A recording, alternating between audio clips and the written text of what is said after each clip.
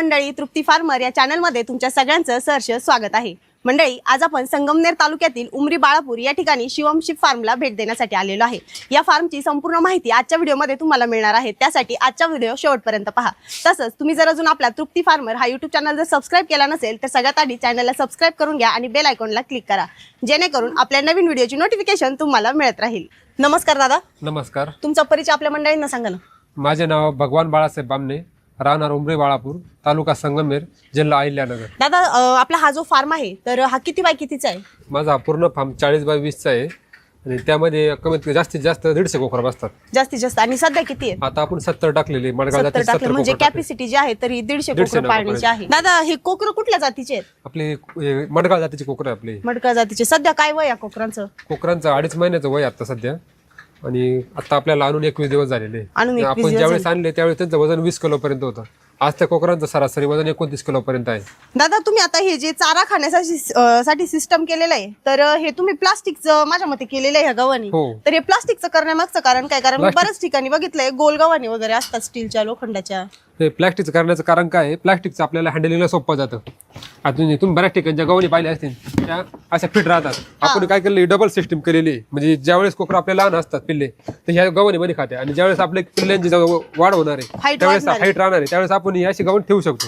आणि ही साफ करण्यासाठी सोपी आहे, हँडलिंगसाठी आपण आरामशीर अशी टोकरीमध्ये साफ वगैरे करू शकतो। त्यासाठी आपण प्लास्टिकची वापरलेली। हा, म्हणजे कोकराचं ज्यावेळेस वय वाढेल, त्याची हाईट वाढेल आणि त्याची मेंढी होईल मोठी, तर त्यावेळेस हेच गव्हाण काढून आपण वर ठेवू शकतो। म्हणजे 2 in 1 काम होऊन जाईल।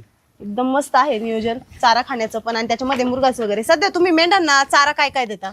आता माझं दिवसाचं शेड्यूल असं आहे, आपण सकाळी 7 वाजता आलो का 7 वाजता आपण त्यांना खुराक देतो। खुराकमध्ये हाय प्रोटीन फीड देतो। म्हणजे कोंबड्यांचे जे खाद्य असतं थोडं हाय प्रोटीनचं फीड असतं, त्यांनी काय होतं वजन फास्ट वाढतं।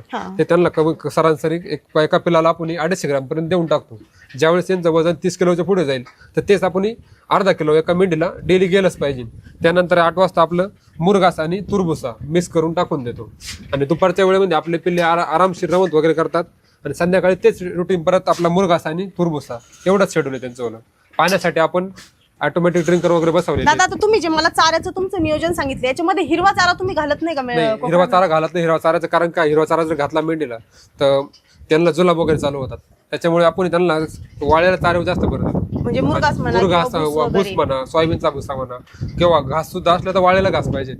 हिरवा चारा जर दिला तर ते जुलाब वगैरे करणारच।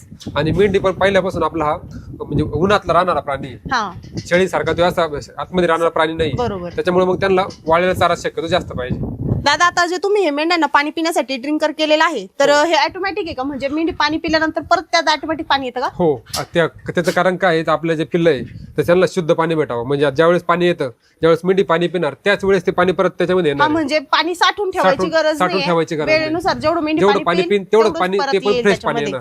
म्हणजे ताजं पाणी कोकरांना प्यायला मिळतंय, त्यासाठी आपण ते ऑटोमॅटिक टाकले।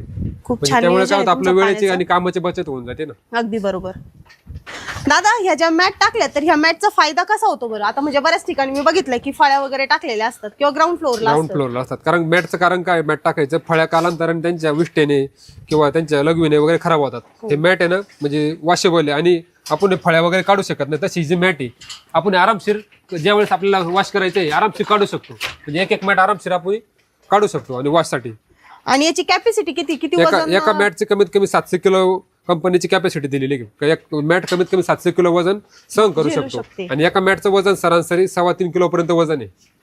आता याच्या खाली तुम्ही म्हणजे कुक्कुट पालन वगैरे काही केलेलं आहे का? कुक्कुट पालन करायचंय, पण त्याच्या खाली आपण परत एक कागद टाकलेला आहे, रोलिंग सिस्टीम केली। हा, म्हणजे बऱ्याच जणांचा असा प्रश्न होता, पाठीमागच्या व्हिडिओमध्ये मी एका ठिकाणी सांगितलं होतं की गोमूत्र आणि लेंड्या ज्या आहेत त्या खाली पडणार आहेत, तर त्या खाली आपण जर समजा काही साफसफाई करत असू किंवा कोंबड्यांच्या अंगावर डायरेक्ट पडतील तर त्याच्यासाठी तुम्ही काय सिस्टम केली? खाली आपण काय केलं आहे, कन्व्हर सिस्टीम केलेली। म्हणजे आपण 300 मायक्रॉन क्षेत्राचा कागद वापरलेला आहे, आणि त्याला दोन्ही साईडनं बेरिंग वगैरे टाकून आपल्या बेरिंग जे आहे ना सर्क्युलर टाईप असं बेल्ट कसा रोलिंग सिस्टीम केलेलं आहे। त्यामुळे काय होतं, आपण दररोज सकाळी आलो 5 मिनिटांमध्ये आपलं रोलिंग हाताने फिरवलं किंवा मोटर टाकू शकतो त्याला, फिरवलं की सगळ्या लेंड्या वगैरे एक साईडला निघू शकतात। म्हणजे आपला सकाळी साफसफाईचा जो वेळ आहे तो या ठिकाणी वाचतोय, म्हणजे आपल्याला झाडू मारायची गरज नाही। दादा, आता सध्या थंडी भरपूर आहे तर थंडीचं काय नियोजन आहे? म्हणजे आता मी ऐकलंय की शेळ्यांना म्हणा कोकरांना म्हणा थंडी जर लागली जास्त तर सर्दी वगैरे होती, आजारी पडतात, तर त्यासाठी तुम्ही काय नियोजन केलेलं आहे? थंडीसाठी आपण काय केलेलं आहे, स्लाइड असे साईडला आहे ना आपले नेटचे पडदे केलेले आहे, ते पडदे संध्याकाळच्या पर्यंत आपण पडदे वगैरे लावून घेतो आणि त्यामुळे थंडी वगैरे त्यांना पिल्लांना लागत नाही.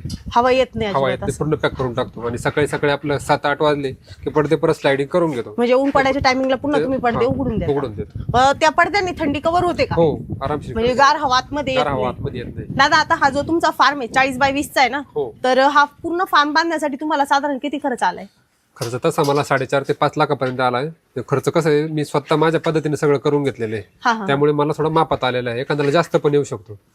म्हणजे हे काम तुम्ही स्वतः केलेलं आहे? स्वतः म्हणजे वेल्डर ठेवला आणि मी माझ्या पद्धतीने सगळं करून घेतलं. म्हणजे तुम्ही पूर्ण स्ट्रक्चर जे आहे ते तुमच्या मनाचे म्हणजे बघून बघून सगळी मॅनेजमेंट केली, तर त्यामुळे कमी खर्चात झाले. मी काय केलेलं समजा सगळं 2-in-1 केलेलं, समजा फिडर आहे, डबल सिस्टीम केली.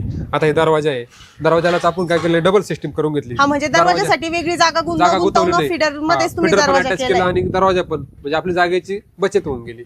आणि तसंच या बाजूला आपण बघू शकतो मंडळी, या बाजूला भिंत आहे, तर या बाजूचा पण त्यांचा तार कंपाऊंडचा खर्च बराचसा वाचलेला आहे. तर त्यामुळे म्हणजे एखाद्याला जर असा फार्म बांधायचा म्हणलं तर 5 लाखाच्या पुढेच खर्च येऊ शकतो. दादा आता बरीचशी मंडळी जी आहेत ते नवीन गोट फार्मिंग कडे म्हणा किंवा मेंढी फार्म कडे वळतायत, तर त्यांना तुम्ही काय सल्ला द्याल?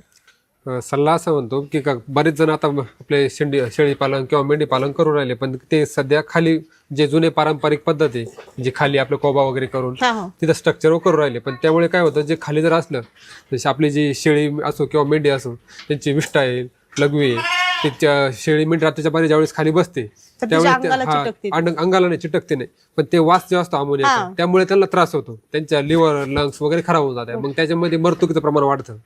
आणि हेच जर आपण याच हायटेक मध्ये केलं, मॅटवर केलं, आता हे आपले पिल्लं वगैरे बसलेले खाली, तर त्यांना त्याचा वास वगैरे येत नाही, त्यामुळे ते आजाराला बळी पडत नाही. म्हणजे आजारी पडत नाही, आजार पडण्याचं प्रमाण जे आहे तर ते कमी होतं. आणि ज्या शेतकरी बांधवाला करायचं त्यांनी पहिल्यांदा सुरुवात 10-15 पासून करा. आता आपण समजा आपले 6 कप्पे, त्यांनी 1 कप्पा सुरुवात करा. त्याच्यामध्ये थोडं सुरुवात करा, अभ्यास करा त्याच्यावर. मी सांगतोय बा याच्यामध्ये जास्त प्रॉफिट आहे किंवा कमी प्रॉफिट आहे, त्यावर तुम्ही अनुभव घ्या आणि मग स्वतः सुरुवात करा. अगदी बरोबर दादांनी या ठिकाणी ही गोष्ट खूप छान सांगितली. म्हणजे सध्या काय होतं माहिती का, कुणी पण नवीन व्यवसाय करायचा आहे, मग तो शेळी पालन असो, मेंढी पालन असो किंवा गाई पालन असो, आपण जर एखाद्याचा गोठ्याचा व्हिडिओ बघितला की एवढ्या लाखामध्ये मला उत्पन्न मिळतंय, तर चला आता याच्यामध्ये गोट गायांच्या व्यवसायामध्ये आपल्याला लाखात पैसा मिळणार आहे, मग आपण लगेच 10 गाई एकखटी आणू. आणि मग 10 गाई आणल्यामुळे काय होतं की लगेच तो व्यवसाय लॉस मध्ये जातो. तसंच आता मेंढी फार्मचा आहे, शेळी फार्मचा आहे, एखाद्याचा गोट फार्मचा व्हिडिओ बघितला की अरे वा एवढं उत्पन्न मिळतंय एवढ्या शेळ्या गेल्यावर, मग लगेच एकखटी जायचं, जास्त 100-200 कुणी एकदम मोठा 1500 शेळ्यांचा लॉट आणायचा, एवढं मोठं फार्म बांधायचं. आणि एवढं म्हणजे एकखटी मोठा घास जर घ्यायला गेलं तर ठसका लागू शकतो. तशी गंमत आहे. तर थोड्यापासून सुरुवात करायला पाहिजे, जेणेकरून म्हणजे 5 ते 10 शेळीपासून किंवा कोकरांपासून तुम्ही जर सुरुवात केली तर तुम्हाला अनुभव पण येत चालतो आणि तुम्हाला मॅनेजमेंट पण करायला सोपं होऊन जातं. अनुभव येत चालतो की आपण कितीपासून सुरुवात केली पाहिजे, आपल्याला काम काय काय राहणार आहे पुढं, आणि पुढचं नियोजन व्यवस्थित होतं आणि त्यातून आपल्याला फायदा होतो.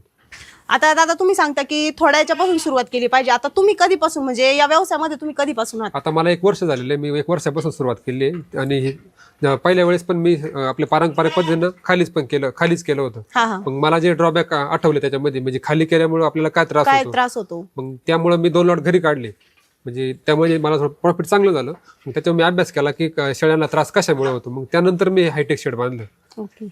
मग तरी तुम्ही साधारण किती कोकरांपासून सुरुवात केली होती? मी कमीत कमी 20 कोकरांपासून सुरुवात केलेली. मी 20 चे 2 लॉट काढले आणि नंतर मग मी 70 पर्यंत आलो. म्हणजे 20 पासून तुम्ही सुरुवात केली आणि हळूहळू अनुभव त्यांनी त्यांचा येताना येत गेला ना. आता पण मी 150 टाकू शकत होतो, पण एखादी मी 70% टाकले का अनुभव घ्यायचा आणि मग पुढे जायचं. बरोबर आहे.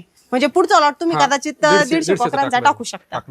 मंडळी या फार्मला या ठिकाणी हा उतरण्यासाठी जो रॅम्प आहे, तर त्याच्यासाठी त्यांनी हे मारलेले आहेत अँगल, लोखंडी अँगल आहेत. तर ते अशा प्रकारे मारले जेणेकरून आपल्याला उतरायला आणि चढायला बिना म्हणजे हात लावता आपण चढू आणि उतरू शकतो. आणि तसंच कोकरं पण आपण व्यवस्थित खाली आणि वरती नेऊ शकतो.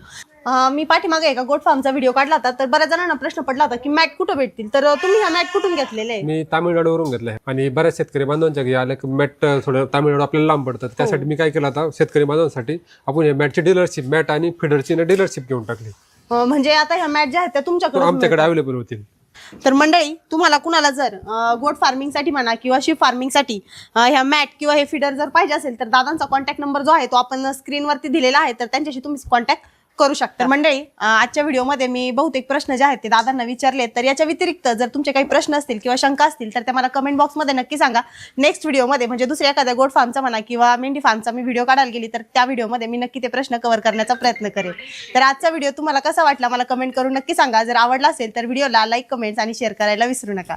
धन्यवाद.